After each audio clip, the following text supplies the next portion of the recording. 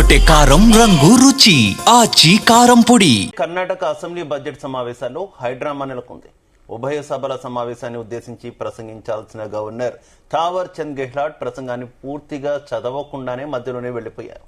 కేవలం 2 లైన్లు మాత్రమే చదివి తన ప్రసంగాన్ని ముగించడం సభలో తీవ్ర కలకలం రేపింది. మహాత్మా గాంధీ జాతీయ గ్రామీణ ఉపాధి హామీ పథకానికి సంబంధించిన చట్టంపై సర్కార్ ప్రస్తావించిన కొన్ని పేరాలపై గవర్నర్ తీవ్ర అభ్యంతరం వ్యక్తం చేశారు. ఈ ఘటన బీజేపీ ఏతర రాష్ట్రాల్లో గవర్నర్లకు రాష్ట్ర ప్రభుత్వాలకు మధ్య అగాధం పెరుగుతుంది. Tamil Nadu governor RN Ravi assembly నుండి వాకౌట్ చేసిన మరుసటి రోజే కర్ణాటకలో ఈ తరహా ఘటన జరిగింది. అంతకుముందు కేరళ గవర్నర్ కూడా తన ప్రసంగంలోని కొన్ని భాగాలను చదవకుండా వదిలేశారు.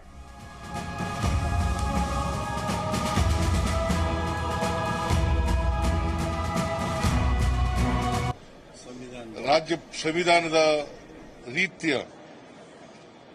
ರಾಜ್ಯಪಾಲರ ಕರ್ತವ್ಯ ಆರ್ಟಿಕಲ್ 176 163 ಬಹಳ ಸ್ಪಷ್ಟವಾಗಿ ಹೇಳ್ತದೆ. ರಾಜ್ಯಪಾಲರು ಅವರು ತಯಾರು ಮಾಡಿದಂತ ಭಾಷಣವನ್ನು ಓದಾಗಿಲ್ಲ. ಕ್ಯಾಬಿನೆಟ್ ಏನ್ ಪ್ರಿಪೇರ್ ಮಾಡಿಕೊಡ್ತದೆ, ಸರ್ಕಾರದ ಸಚಿವ ಸಂಪುಟ ಏನ್ ತಯಾರು ಮಾಡ್ತದೆ ಭಾಷಣ, ಆ ಭಾಷಣವನ್ನು ಓದಲೇಬೇಕು. ಇವತ್ತು ಜಂಟಿ ಅಧಿವೇಶನ ಕರೆಯಲಾಗಿದೆ. ಯಾಕಂದ್ರೆ ಇದು ಮೊದಲನೇ ವರ್ಷ ಮತ್ತೆ ಮೊದಲನೇ ಜಂಟಿ ಅಧಿವೇಶನ, ಜೊತೆಗೆ ವಿಶೇಷ ಅಧಿವೇಶನ ಕೂಡ ಕರೆದಿದೆ.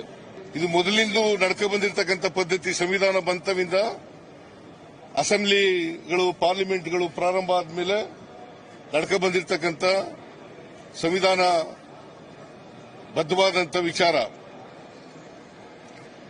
ಇದನ್ನ ಉಲ್ಲಂಘನೆ ಮಾಡಿದ್ದಾರೆ. ಇದನ್ನ ನಮ್ಮ ಸರ್ಕಾರ ಪ್ರತಿಭಟನೆ ಮಾಡ್ತದೆ, ನಮ್ಮ ಪಕ್ಷ ಪ್ರತಿಭಟನೆ ಮಾಡ್ತದೆ, ನಮ್ಮ ಎಂಎಲ್ಎಗಳು ಪ್ರತಿಭಟನೆ ಮಾಡ್ತಾರೆ, ಎಂಎಲ್ಸಿಗಳು ಪ್ರತಿಭಟನೆಯನ್ನು ಮಾಡ್ತಾರೆ. ಇಡೀ ರಾಜ್ಯದಲ್ಲಿ ನಾವು ಹೋರಾಟವನ್ನು ಹಮ್ಮಿಕೊಂಡಿದ್ದೀವಿ. ರಾಜ್ಯಪಾಲರು ಕೇಂದ್ರ ಸರ್ಕಾರದ ಕೈಗೊಂಬೆಯಂತೆ ವರ್ತಿಸಿದ್ದಾರೆ. కర్ణాటక అసెంబ్లీలో హైడ్రామా నెలకొంది. బడ్జెట్ సమావేశాలు ప్రసంగంలో గవర్నర్ కేవలం 2 లైన్లు మాత్రమే చదివి వెళ్లిపోయారు. ఇక ప్రసంగంలో కొన్ని అభ్యంతరకరమైనటువంటి వ్యాఖ్యానాలు ఉన్న నేపథ్యంలోనే గవర్నర్ ఆ రకంగా వెళ్లిపోయినట్టయితే వార్తలు వస్తున్నాయి. గత కొంతకాలంగా బీజేపీయేతర, ముఖ్యంగా ఎన్డీఏతర ప్రభుత్వాలు అధికారంలో ఉన్నటువంటి రాష్ట్రాల్లో ఈ తరహా ఘటనను మనం చూస్తున్నాం. అటు కేరళలో కావచ్చు, ఇటు తమిళనాడులో కావచ్చు, ప్రస్తుతం కర్ణాటకలో కావచ్చు, గవర్నర్లు బడ్జెట్ సమావేశాల్లో ప్రసంగించకుండానే వెనుదిగినటువంటి సంఘటనలు పెరుగుతున్నటువంటి పరిస్థితి. ఇదే విషయానికి సంబంధించి మరింత సమాచారం మా చీఫ్ న్యూస్ కోఆర్డినేటర్ రాధాకృష్ణ అందిస్తారు. రాధాకృష్ణ. Good afternoon Shiva. కర్ణాటక అసెంబ్లీలో కాసేపు గందరగోళం పెద్ద ఎత్తున హైడ్రామా చోటు చేస్తుందని చెప్పవచ్చు. సో బడ్జెట్ సమావేశాల్లో భాగంగా అక్కడ రాష్ట్ర ప్రభుత్వము గవర్నర్ స్పీచ్ సంబంధించి కాపీ సిద్ధం చేసింది. ఈ నేపథ్యంలో గవర్నర్ స్పీచ్ ఏదైతే ప్రారంభమైన కొద్దిసేపటికి అందులో ఈ కేంద్ర ప్రభుత్వం ఇటీవల తీసుకొచ్చినటువంటి ఏదంటే ఉపాధి హామీ పథకంలో పేరు మార్పు సంబంధించి విబిజీ రామ్ బిల్లుకు వ్యతిరేకంగా మొత్తంగా కూడా కేంద్రం తీసుకొచ్చినటువంటి విబిజీ రామ్ బిల్లుకు వ్యతిరేకంగా వ్యాఖ్యలు ఉండడంతో దానికి సంబంధించి అంశం పెద్ద ఎత్తున ఈ యొక్క కర్ణాటక అసెంబ్లీలో దుమారాన్ని, వివాదాన్ని రేపిందని చెప్పవచ్చు.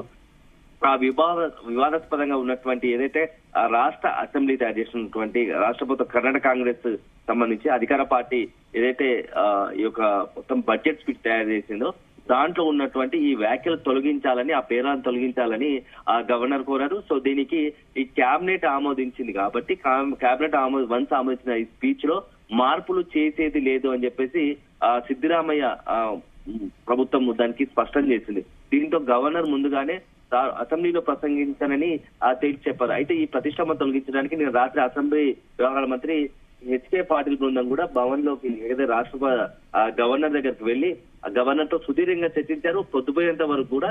ఎందుకంటే మరునాడే ఈ బడ్జెట్ సమావేశాలు ఉన్నాయి. ఈ నేపథ్యంలో ఈ యొక్క నేను ఎట్టి పరిస్థితిలో ఆ పేరాలను తొలగిస్తే మాత్రమే ఆ గవర్నర్ సంబంధించి ఏదైతే స్పీచ్ ఉంటుందో అసెంబ్లీలో ఆ స్పీచ్ ను కంటిన్యూ చేస్తాను, దానికి అటెండ్ అవుతాను, లేదంటే నేను ఎట్టి పరిస్థితుల్లో రాలేను అన్నట్టుగా కూడా కొంత గవర్నర్ మొండికేసిన తెలిసింది. ఈ నేపథ్యంలో ఈ రోజు సభకు వచ్చి చూసినప్పటికీ అభ్యర్థులు చెప్పిన ఆ 11 పేరాలను అలాగే వచ్చారు. దీంతో గవర్నర్ తీవ్ర అసహనం వ్యక్తం చేశారు. ప్రసంగించకుండానే ఏకంగా గతంలో ఎప్పుడు లేనట్టుగా ఆ రాష్ట్ర అసెంబ్లీ నుంచి గవర్నర్ స్పీచ్ ను మధ్యలోనే ప్రసంగించకుండా వాకౌట్ చేసిన పరిస్థితి ఉంది. సో గవర్నర్ తీరుతో నిరసనగా కాంగ్రెస్ కు సంబంధించి అక్కడ ఉన్న నేతలు, ఎమ్మెల్యేలు, మంత్రులు అంతా కూడా పెద్ద ఎత్తున నినాదాలు చేశారు. ఇదిలా ఉంటే రాష్ట్రంలో శాంతి భద్రతలు పూర్తిగా క్షీణించాయని చెప్పేసి బీజేపీ, జేడీఎస్ సభలో అందరి దగ్గర. దీంతో అసలు అసెంబ్లీలో ఏం జరుగుతుందో తెలియని పరిస్థితి ఏర్పడింది. గవర్నర్ ప్రసంగం లేకుండానే సభ కొనసాగే అవకాశం ఉందని వార్తలు వస్తున్న నేపథ్యంలో ఇది రాజ్యాంగ సంక్షోభానికి దారి తీస్తుందా అనే ఒక చర్చ మొదలైంది. ఎందుకంటే పొరుగు రాష్ట్రాన్ని తమిళనాడు, కేరళ కూడా ఇటీవల గవర్నర్ ప్రసంగాల విషయంలో ఇలాంటి హైదరాబాద్ చోటు చేసుకున్న పరిస్థితి కనపడుతుంది. సో మొత్తంగా కూడా దేశవ్యాప్తంగా చాలా చోట్ల ఆయా రాష్ట్ర ప్రభుత్వాలకు గవర్నర్ మధ్య కొంత ఎక్కువ విభేదాలు కావచ్చు, అభిప్రాయ భేదాలు కావచ్చు ఉన్నాయి. సో అల్టిమేట్ గా అయితే గత కొంతకాలంగా మనం చూస్తూనే ఉన్నాం. వెస్ట్ బెంగాల్ కావచ్చు, ఢిల్లీలో ఇంతకు ముందు కేజ్రీవాల్ ప్రభుత్వం ఉన్నప్పుడు కావచ్చు, కొంత కాన్ఫ్లిక్ట్స్ ఉన్నా కూడా ఈ తరహా అంటే సభలో ప్రసంగం వదిలేసి వెళ్ళిపోయినటువంటి సిచ్యువేషన్ లేవు. ఇది ఈ తరహా సౌత్ లో ఎక్కువగా కనిపిస్తున్నటువంటి పరిస్థితి ఏంటి? అసలు నిపుణులు కావచ్చు, విశ్లేషకులు కావచ్చు, ఈ అంశానికి సంబంధించి ఏం చెప్తున్నారు? గవర్నర్ కు ఉన్నటువంటి పరిధి ఏంటి? ఈ రకంగా సభ నుంచి వాకౌట్ చేయొచ్చా? జనరల్ గా అయితే కేబినెట్ ఇచ్చిందే చదవాలనేటటువంటి అంశం ఉందని ప్రస్తావిస్తూ ఉంటారు కదా. శివ, మీరు చెప్పినట్టు కరెక్ట్. సహజంగా గత కొద్ది రోజులుగా మనం చూసుకుంటా అంటే గవర్నర్లకు సంబంధించి ఇన్వాల్వ్మెంట్ ఎక్కువైందని చెప్పేసి కూడా ఒక చర్చ ఉంది. ఎందుకంటే ఆయా రాష్ట్ర ప్రభుత్వాలు తీసుకున్న నిర్ణయాలు కావచ్చు, వాటికి సంబంధించిన బిల్లుల విషయంలో కూడా కొంత గవర్నర్ల అతి జోక్యమై ఆ యొక్క రాష్ట్రాల అభివృద్ధికి లేకుంటే ఆ రాష్ట్ర కేబినెట్ ఆ ప్రజలు ఎన్నుకున్న ప్రభుత్వాలను కొంత ఇబ్బంది పెట్టేలా ఉన్నాయని చెప్పేసి పలు రాష్ట్రాలకు సంబంధించి ఇప్పటికే సుప్రీంకోర్టు కూడా వెళ్ళిన పరిస్థితి ఉంది. ఎందుకంటే గతంలో మనం చూసాము తమిళనాడు సంబంధించి అక్కడ ఉన్నటువంటి గవర్నర్ విషయంలో కావచ్చు, అదేవిధంగా వెస్ట్ బెంగాల్ గవర్నర్ విషయంలో ఆ యొక్క రాష్ట్ర ప్రభుత్వాల విషయంలో కొంత ప్రభుత్వానికి భిన్నంగా ఒక రకంగా ఆ యొక్క రాష్ట్రాలలో గవర్నరే ప్రతిపక్ష పాత్ర పోషిస్తున్నాడు అన్నట్టుగా కూడా వీళ్ళు మాట్లాడిన పరిస్థితి ఉంది. సో మొత్తంగా గవర్నర్ పరిమితులు ఏంటి అనే దానిపైన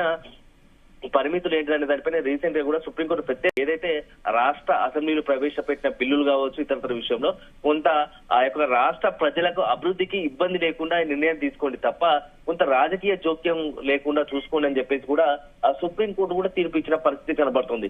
ఈ నేపథ్యంలో ఇప్పుడు కూడా తాజాగా ఇప్పుడు ఏకంగా గవర్నర్ గతంలో ఇప్పుడు లేనట్టుగా రాష్ట్ర అసెంబ్లీలో తనకు నచ్చని ఆ పేరాలు ఉన్నాయి, నా రాజకీయ వ్యాఖ్యలతో కూడుకున్నాయి, లేకుంటే తనకు నచ్చంది ఉంది కాబట్టి నేను చదవలేను, నేను ఆ స్పీచ్ కంటిన్యూ చేయలేదని చెప్పేసి ఈ యొక్క రకంగా గవర్నర్ మొత్తంగా కూడా ఈ బైకాట్ చేయడం అనేది మాత్రం వాకౌట్ చేయడం మాత్రం కొద్దిగా సంచలనంగా మారుతుంది. సో మరి నిజంగానే గవర్నర్ స్పీచ్ లేకుండా అసెంబ్లీ సంబంధించి బడ్జెట్ సమావేశాలు ఎట్లా కొనసాగుతాయి, బడ్జెట్ ప్రవేశపెడతారా లేదా, ఇవంతా కూడా కొంత చాలా ఒక రకంగా చూసుకుంటే కర్ణాటక రాష్ట్ర అసెంబ్లీలో తీవ్ర గందరగోళానికి అవుతున్నాయి. దీనికి సంబంధించి ఇప్పటికే ఒకవైపు అధికార పార్టీ కాంగ్రెస్ సభ్యులు, మరోవైపు ఏదైతే ఉందో బీజేపీ కూటమికి సంబంధించి బీజేపీ, జేడీఎస్ సంబంధించి ప్రతిపక్ష కూటమి ఇవంతా కూడా అసెంబ్లీలో పెద్ద ఎత్తున ఆందోళన నిర్వహిస్తున్నారు. సో గవర్నర్ నిర్ణయం మాత్రం ఇప్పుడు సంచలనంగా మారింది. తద్వారా తర్వాత ఇప్పుడు నెక్స్ట్ గవర్నర్ ఏదైతే తీసుకున్న నిర్ణయం వాకౌట్ చేశారో దానిపైన రాష్ట్ర ప్రభుత్వం ఏం చేయబోతోంది, రాష్ట్ర ప్రభుత్వం తీసుకోవాల్సిన ఎందుకంటే కొంత ఇప్పటికే సంప్రదింపులు జరుపుతున్నట్టుగా తెలుస్తోంది. గవర్నర్ వాకౌట్ చేసిన నేపథ్యంలో ఎలా ముందుకు వెళ్లాల దానిపైన కొంత మొత్తంగా కూడా ఈ గవర్నర్ సంబంధించిన తీరుపైన సిద్ధరామయ్య ప్రభుత్వం కొంత ఆరాధిస్తున్నట్టు చర్చలు చేస్తున్నట్టుగా తెలుస్తా ఉంది. Shiva, right, okay, thank you.